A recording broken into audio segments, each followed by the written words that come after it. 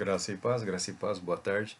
Estamos falando da pessoa do Espírito Santo, sua personalidade, a sua importância, né, na vida do cristão, na vida da igreja, né? Ah, um tema estritamente relevante para todo e qualquer projeto ou proposta do desenvolvimento de uma espiritualidade cristã, de uma espiritualidade saudável e adequada. Nós pegamos como texto aqui, que estamos falando da pessoa do Espírito Santo, João 14, 26, que assim declara: Mas o Conselheiro, o Espírito Santo, que o Pai enviará em meu nome, lhes ensinará todas as coisas e lhes fará lembrar tudo o que eu lhes disse. No mesmo Evangelho de João, no capítulo 15, versículos 26, Jesus disse: Quando vier o Conselheiro, que eu enviarei a vocês da parte do Pai, o Espírito da verdade que provém do Pai, ele testemunhará a meu respeito. É, essas expressões de Jesus sobre o Espírito Santo, sobre a vinda do Espírito Santo, sobre a, a palavra doação do Espírito Santo para a igreja, a presença do Espírito Santo na igreja, ele foi alvo de controvérsia, né? Foi alvo de disputa, porque quando se fala do Espírito Santo, nós falamos que ele procede do Pai e que ele procede também do Filho. E houve até divisão na igreja por conta desse acréscimo, desse pequeno detalhe. Em algum momento da história da igreja, né, eles precisaram se reunir. Já havia um credo, chamado Credo Niceno, do início do quarto século, 300 e alguma coisa.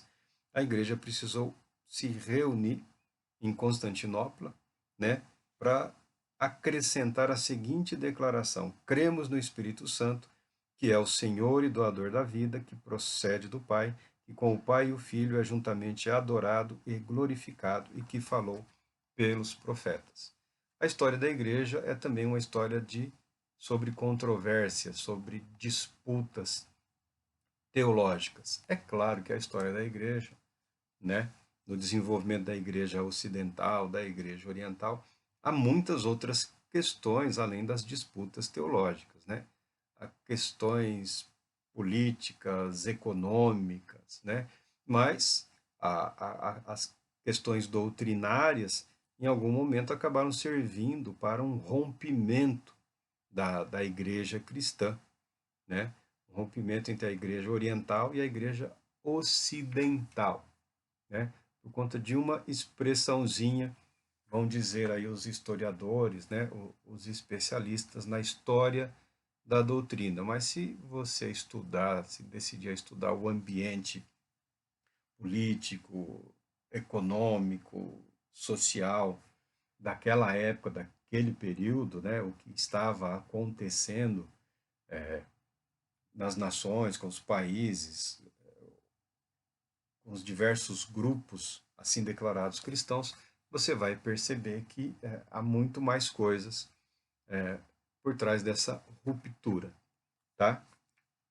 Além desse acréscimo, posteriormente o chamado Credo Niceno, que já havia passado por um outro concílio em Constantinopla, que fez um acréscimo, a igreja precisou se reunir, né, mais adiante e acabou formulando o chamado Credo Atanasiano, né, Credo de Atanásio. Não é bem do Atanásio, né, mas acabou ganhando o nome dele. Eu estou seguindo aqui, nesse sentido, aqui, a teologia sistemática do Charles Hodge.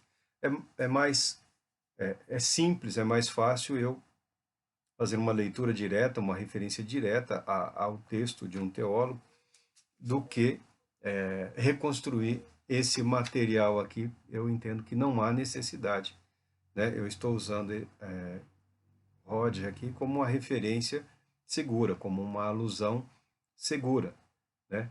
Com vistas a deixar claro que as dificuldades que nós temos, que existe hoje na igreja, até nas igrejas se dizem pentecostais ou renovados por cristão, de um modo geral, muito embora ele declare ou ele chegue a afirmar, né, que reconhece o Espírito Santo como pessoa, né, a personalidade e tal, Mas nas suas relações pessoais, a pessoa nem sempre consegue, né, reproduzir, né, a devida comunhão. Porque o nosso interesse aqui é desenvolver o aspecto de espiritualidade com vistas à comunhão do Espírito, a comunhão com o Espírito, a comunhão com o Pai, com o Filho, com o Espírito Santo.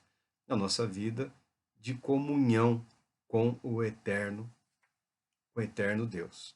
Tá? A igreja novamente se reuniu, né, e fez a seguinte declaração do credo atanasiano, como ele ficou constituído. Quem quiser ser salvo, antes de tudo, tem de defender a fé católica. Católica é uma palavra que significa universal. Tá? Não dá para você fugir da palavra e da historicidade da palavra. Tá? Nós estamos falando aqui da igreja católica, da totalidade da igreja de Cristo naquele momento, não necessariamente a instituição que se formou, né, o chamado catolicismo romano. O credo, a declaração de fé, os artigos de fé, não pertencem necessariamente ao catolicismo romano, pertencem a todos aqueles que professam a fé em Jesus Cristo, a todos aqueles que adoram ao Deus triuno.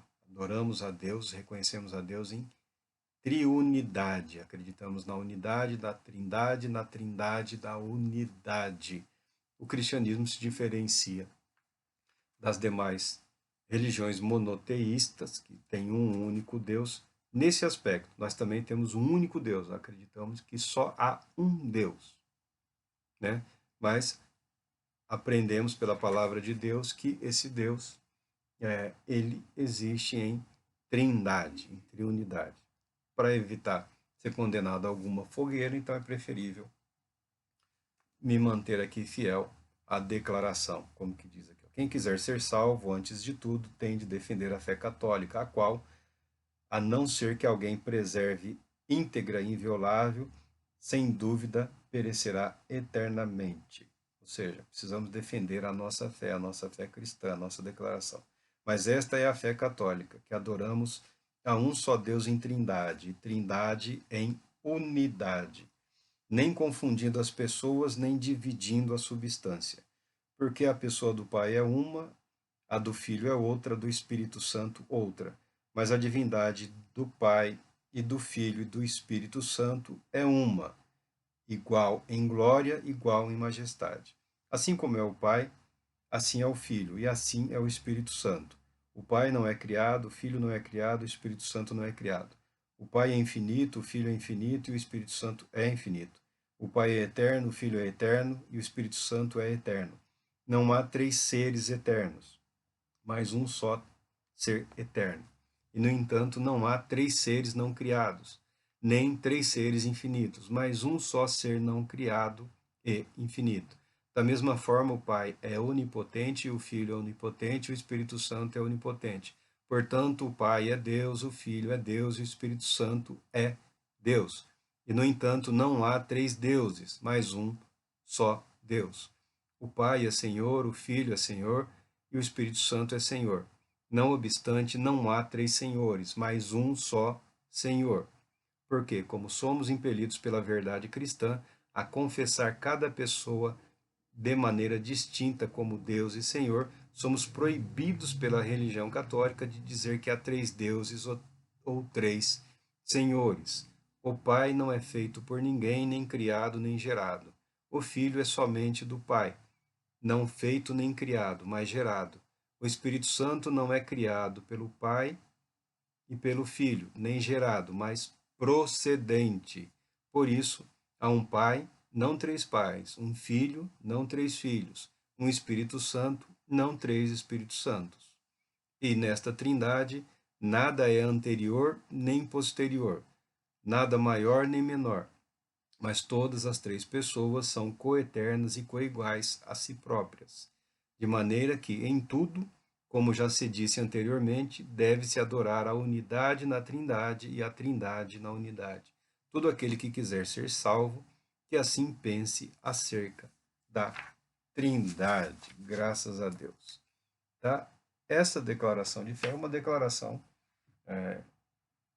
praticamente universal em toda a igreja, em todo o corpo de Cristo, né? A igreja oriental, a igreja ortodoxa, não admite a questão do Espírito como procedente do Filho. Essa expressão é uma só palavra, né, em latim, que foi inserida no credo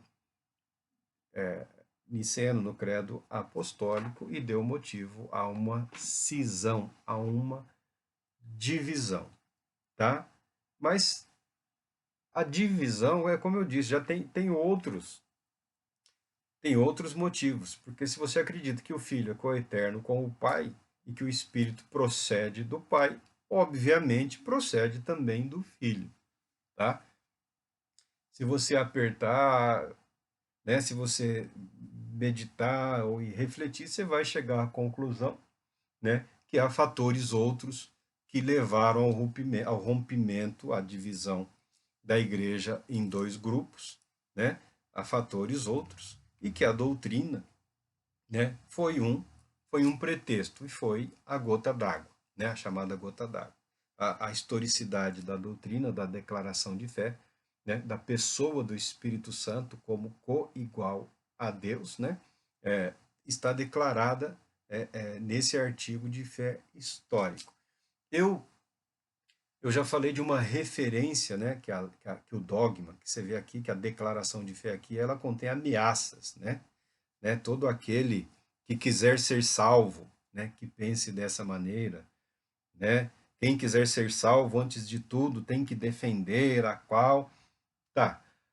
A preocupação desses homens era com vistas à unidade da fé, da declaração de fé, dos artigos de fé, né? Posteriormente, isso tudo foi usado, né, como um mecanismo de coerção, né? Se a pessoa não se enquadra, né, é, nesses artigos, nessas declarações, ela era banida e o que se fazia na época, né?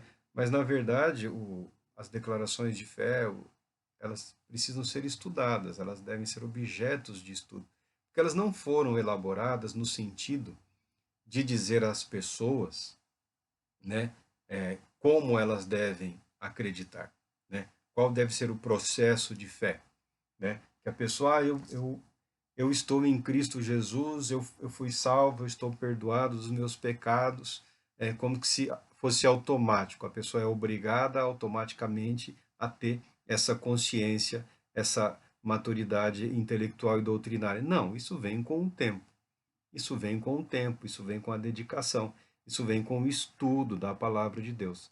A declaração de fé, ela é seca, mas se você prestar atenção e meditar na palavra de Deus, você verá que ela é fiel ao que está escrito na Bíblia, ela é fiel ao que está escrito, o que está contido na palavra de Deus, tanto sobre o próprio Pai, sobre o Filho e sobre o Espírito Santo, que nos leva a essa certeza de fé, tá?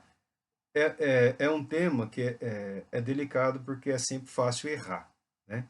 Então as pessoas memorizam, mas eu não vejo a necessidade de uma memorização que não está embasada num trabalho de reflexão, de estudo. É mais importante isso.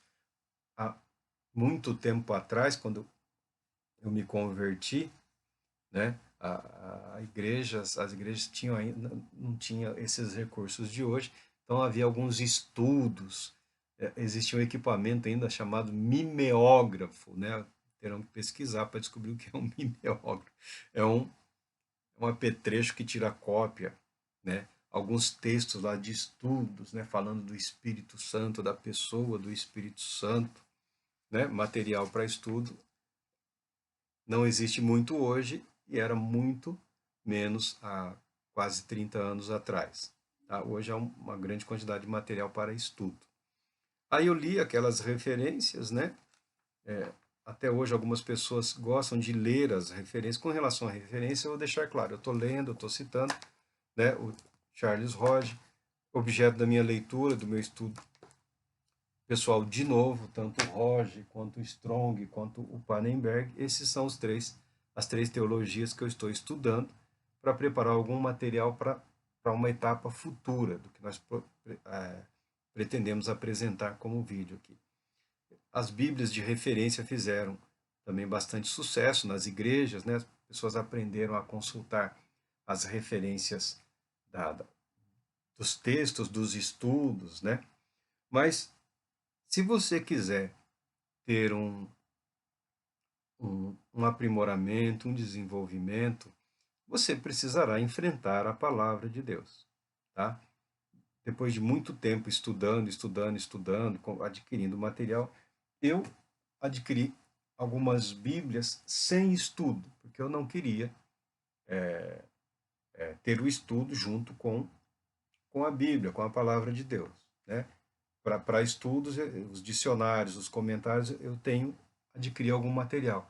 Eu senti necessidade de ter Bíblias para leitura devocional. Então, depois de algum tempo estudando, eu adquiri algumas Bíblias sem material de estudo, que eu possa só ler, meditar, orar. Fez muito bem para mim.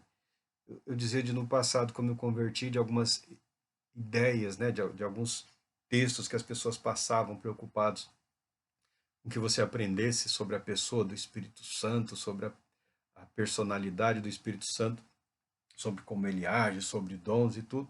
O que eu fiz mesmo naquela época foi pegar a Bíblia. Eu nem tinha uma Bíblia só para mim. Eu peguei uma Bíblia que a Isabelle tinha, corrigida, Almeida, corrigida. E li aquela Bíblia toda, né, com vistas a reconhecer citações, referências ao Espírito Santo. Para mim foi bastante útil. Fiz isso em relação a vários outros temas, em várias outras ocasiões. É claro que ninguém é obrigado a fazer isso, mas você também não pode só depender, né, de referências bibliográficas. Eu cito aqui o material direto que eu leio. Não são todos que faz isso. Alguns estudantes aprenderam o seguinte: você estudou, fez o seminário, né, leu aquela imensa quantidade de livros, muitos dos quais você não tinha nem interesse em ler, né? Foi por conta do seminário, da obrigação. Muitos usam o material como referência. Por exemplo, vou fazer um estudo sobre oração. Então, a pessoa desenvolve o tema, a ideia, e pega esse material e consulta, pega a referência bibliográfica das teologias, vai lá o que disse sobre oração. Então, muitas pessoas têm obras de teologia que nunca leu toda a obra. Busca para fazer algumas pesquisas ou sobre alguns temas específicos, né? Nós, como sempre, consideramos a nossa formação um tanto quanto deficitária e temos profundo respeito por alguns nomes, né? Temos algum material que nós sempre lemos, né? Então, essa é uma postura minha. Não precisa ser a sua, não precisa ser a de qualquer outra pessoa.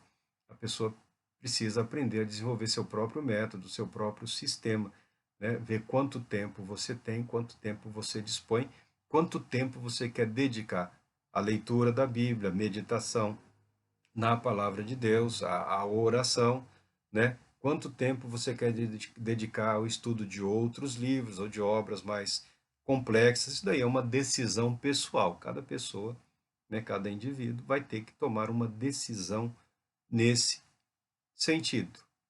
É fatal para a questão da espiritualidade? Olha, o que é fatal para o desenvolvimento de uma vida espiritual é o reconhecimento do Espírito Santo como pessoa divina presente na igreja, desejoso de nos conduzir a uma vida plena. Isso é que é fatal para o desenvolvimento de uma espiritualidade.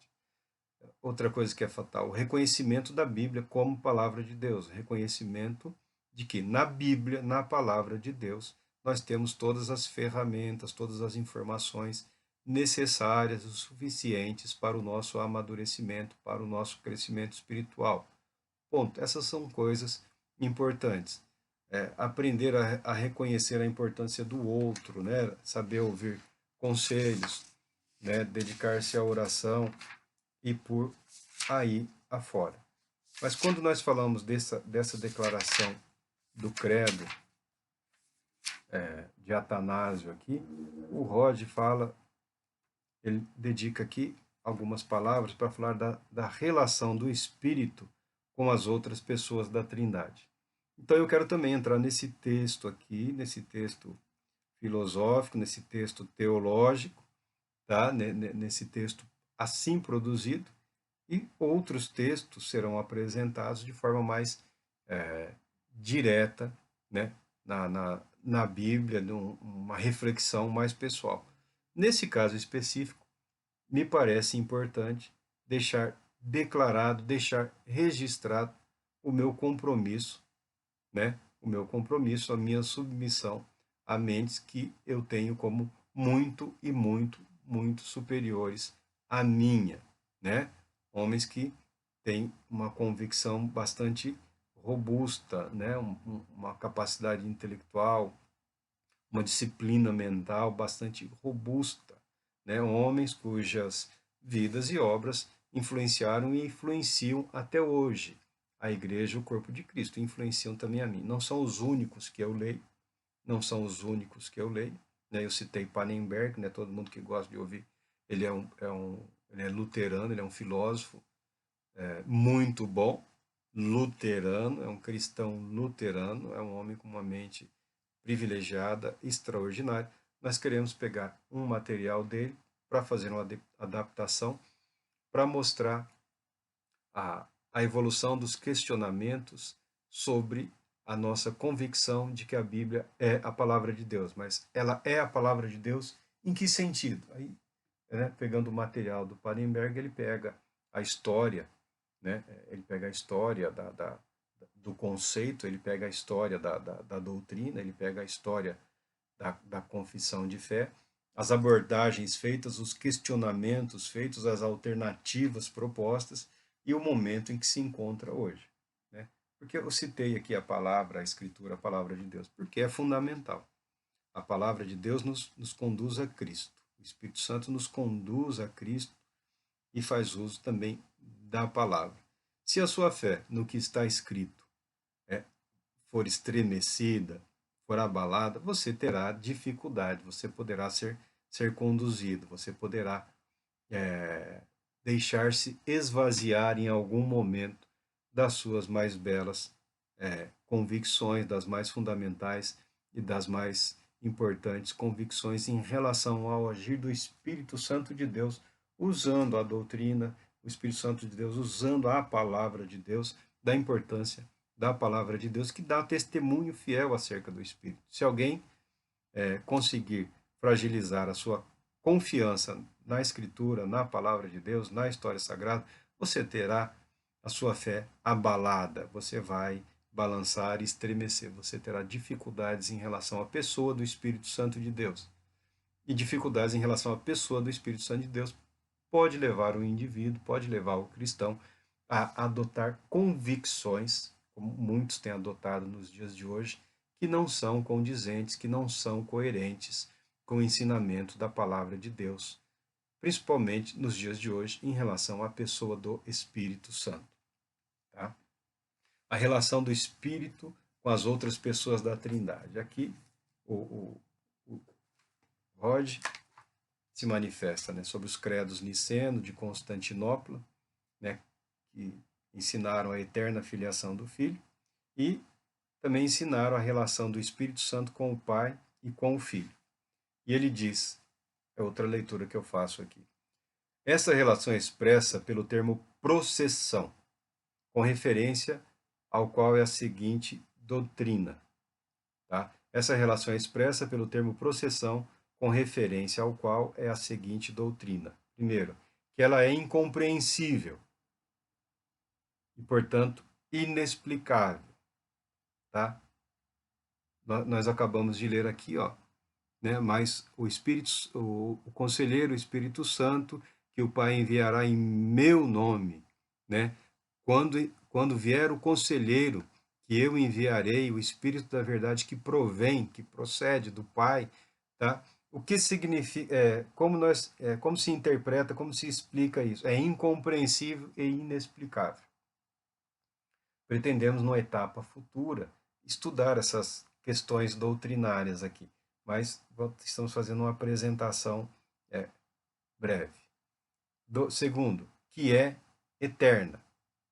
Terceiro, que procede igualmente do Pai e do Filho. Pelo menos essa é a doutrina das igrejas latinas e de todas as outras igrejas ocidentais. Quarto, que essa processão tem que ver com a pessoalidade e operações do Espírito, não com sua essência.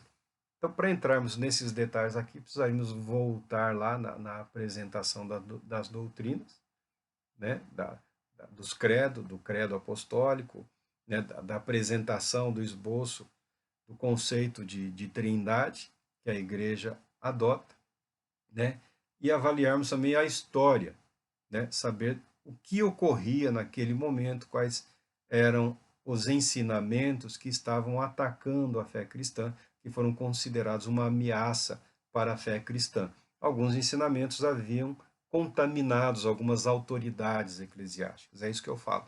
Muitas coisas eram, tais quais hoje, questionamento das academias, das escolas de filosofia, né, que não diziam respeito propriamente ao corpo de Cristo, que continuava a sua vida em submissão, em adoração a Deus, adorando a Deus em trindade, sem nenhum problema. A igreja não enfrentava esse debate, mas alguns líderes, alguns bispos, haviam sido contaminados por esses questionamentos filosóficos e tentaram apresentar uma resposta. Quando tentaram apresentar uma resposta, né, isoladamente, eles acabaram criando alguns problemas, porque não havia harmonia nem consonância com o que eles falavam em relação ao que toda a igreja falava e acreditava. Daí a necessidade de se reunir e deixar bem claro o que nós acreditamos. Tá? Foi isso que aconteceu. São as seguintes as bases bíblicas para expressar essa relação pelo termo processão. Primeiro, a significação do termo espírito. Ele significa fôlego, aquilo que procede de e o qual dá expressão e efeito a nossos pensamentos. Visto que Pai e Filho, como aplicados à primeira e à segunda pessoa da Trindade, são termos relativos, deve-se presumir que o termo espírito, como a designação da terceira pessoa, é também relativo. Isto é mais indicado pelo uso do caso genitivo. Tá, ele vai entrar aqui na análise do grego lá. O fato revelado é que o espírito procede do Pai, e a igreja, ao chamar a relação assim indicada de processão, não pretende explicá-la.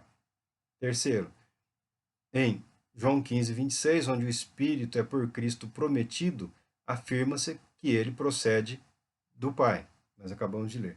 Que as igrejas latina e protestantes, né, que a latina e protestante fala do catolicismo romano e das igrejas protestantes, em oposição à igreja grega, a ortodoxa grega, estão autorizadas a ensinar que o Espírito procede não somente do Pai, mas do Pai e do Filho. É evidente porque tudo o que se diz na Escritura sobre a relação do Espírito com o Pai, é igualmente expresso a respeito de sua relação com o Filho. Afirma-se ser ele o Espírito do Pai e o Espírito do Filho. Ele é dado ou enviado pelo Filho tanto quanto pelo Pai. Afirma-se que o Filho opera através do Espírito. Afirma-se tanto que o Espírito é enviado ou opera através do Filho, quanto é enviado e opera através do Pai. A relação até onde foi revelada é a mesma, tanto em um caso como no outro. Aí o desfecho que o Rod apresenta. Quando considerarmos a natureza incompreensível da deidade, o misterioso caráter da doutrina da Trindade, a excessiva complexidade e dificuldade do problema que a Igreja teve de resolver ao apresentar a doutrina de que há três pessoas e um só Deus, de maneira tal que satisfizesse as demandas da Escritura e as convicções dos crentes e ainda evitasse toda e qualquer contradição, não podemos de forma alguma deixar de referir-nos aos credos eclesiásticos sobre este tema, os quais durante séculos garantiram assentimento e consenso, não por inspiração estritamente falando, mas pela diretriz especial do Espírito Santo. Então, a palavra que muitos usariam é a palavra mistério. tá? Nós não temos uma compreensão de fato, né, da natureza de Deus. Nós não temos essa compreensão. Mas o que de Deus se pode conhecer, a nós foi manifestado, a nós foi revelado, a humanidade foi revelada, principalmente através do Filho, através de Jesus Cristo. E nós temos a Escritura Sagrada como inspirada, né, como integrando, né, como parte fundamental desse ato de Deus de se permitir conhecer pela sua criatura, né? Deus se permitiu crescer. Como nós temos certeza de que podemos chegar a um conhecimento, a algum relacionamento com Deus? Porque a palavra de Deus declara que Deus é espírito. E aqueles que o adoram não adoram cegamente, não deve ser uma adoração cega. Diz que é importante que aqueles que adorem a Deus o adorem em espírito e em verdade. Tá? Referências diretas a Cristo Jesus, a palavra viva, e referência direta à palavra escrita. Portanto, mesmo sendo um mistério, não significa que nós não temos a necessidade de estudar, de aprender, né? De permitir que o Espírito de Deus trabalhe em nossas vidas da mesma maneira como ele trabalhou através da vida desses homens que precisaram dar uma resposta. Porque a questão da espiritualidade cristã, de uma espiritualidade saudável, é aceitar a resposta, aceitar a palavra de Deus, reconhecer o propósito de Deus, sermos aptos a reconhecermos a vontade de Deus. Não é só uma busca por uma resposta, né, como um sortilégio, né? Não, é aceitar a resposta de Deus. É contemplar a verdade de Deus, a resposta de Deus, é viver a resposta de Deus para as nossas vidas. Essa resposta nós encontramos plenamente em Cristo Jesus.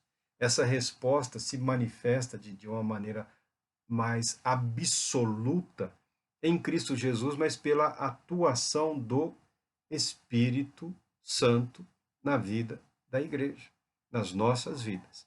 Então, com relação à pessoalidade do Espírito Santo, o Espírito Santo é uma pessoa, ele é assim apresentado, né? Ele é assim entendido, né? Ele assim se relaciona com a igreja, nós nos limitamos ao que foi capaz de expressar aqui o Charles Hodge, tá?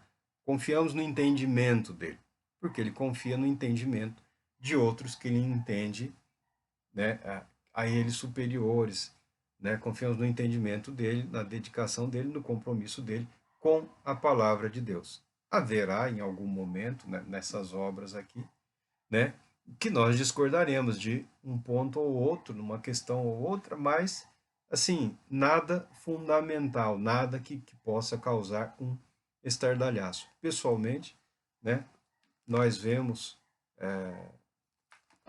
como desnecessárias praticamente todas as rupturas que aconteceram na igreja cristã. Não havia necessidade da ruptura, mas as rupturas sempre foram consequências, né, de um ambiente político, econômico, ideológico, né, alguém estava lucrando muito, alguém estava se sentindo prejudicado. Nós vimos isso na igreja de Jerusalém, onde todos tinham de tudo, ninguém sentia falta de nada, mas em um determinado momento, um grupo de viúvas, né, não estava recebendo com a regularidade devida a assistência que a igreja fornecia a todos. E chegou essa reclamação aos apóstolos, né? E aí foram instituídos um corpo auxiliar, os diáconos, para resolver esse problema, né?